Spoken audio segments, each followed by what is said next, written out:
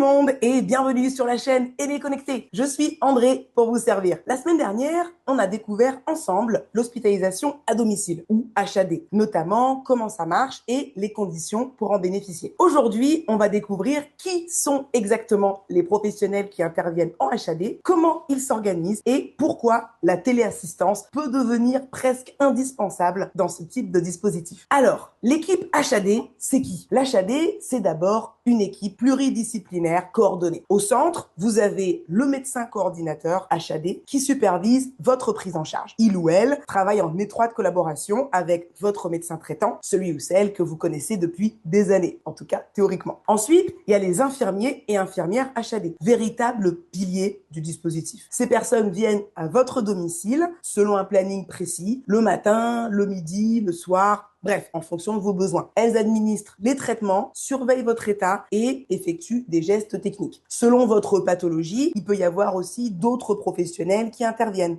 Des kinés en cas de rééducation, un diététicien pour tout ce qui est lié à l'alimentation, un ou une psychologue pour le soutien moral et il y a même des aides-soignants qui peuvent passer pour des besoins en termes de soins d'hygiène. Alors comment s'organise cette coordination? Tout est minutieusement planifié. C'est comme dans une horloge suisse. Rien n'est laissé au hasard. Chaque professionnel connaît son créneau d'intervention, ses missions précises et tout le monde communique via un dossier patient partagé dans lequel ils transmettent des informations importantes. C'est cool, mais voilà, tout ce beau monde ne vit clairement pas chez vous 24 heures sur 24, évidemment. L'infirmière, elle passe sans doute le matin, peut-être vers 8 heures, peut-être le soir vers 18 heures, et entre ces créneaux, et la nuit, et les week-ends, c'est là qu'on touche aux limites du système d'HAD. Imaginez un scénario simple. Vous êtes en HAD pour une perfusion antibiotique, disons. L'infirmière passe 3 fois par jour, parfait. Mais à 22 heures un soir, vous en ressentez une douleur un peu inhabituelle. 3 heures du mat, vous vous sentez carrément mal et le lendemain, vous faites une chute dans votre salon. Qu'est-ce qui se passe? C'est là que la téléassistance prend tout son sens. Elle comble ces trous dans la surveillance médicale. Pendant que l'équipe HAD s'occupe de vos soins programmés, la téléassistance, elle assure une veille permanente. Concrètement, si vous portez un petit bracelet connecté de téléassistance et que vous ressentez un malaise vers 2 heures du mat, disons, il y a un opérateur dans un centre d'appel qui est relié à ce bracelet connecté et qui peut immédiatement évaluer votre situation, contacter l'équipe HAD de garde si nécessaire, déclencher les secours d'urgence, prévenir votre famille et même informer votre médecin traitant. Donc la téléassistance, clairement, elle remplace pas l'équipe HAD, mais en fait, elle la complète parfaitement. Elle peut même alerter en cas de problème détecté. Certains services de téléassistance communiquent directement avec les structures HAD pour optimiser votre prise en charge. Et quand votre hospitalisation à domicile se termine, évidemment, l'équipe HAD, elle s'en va. Mais comme vous le savez, vos fragilités peuvent persister. Et c'est là que la téléassistance, elle est géniale parce que elle continue. Elle assure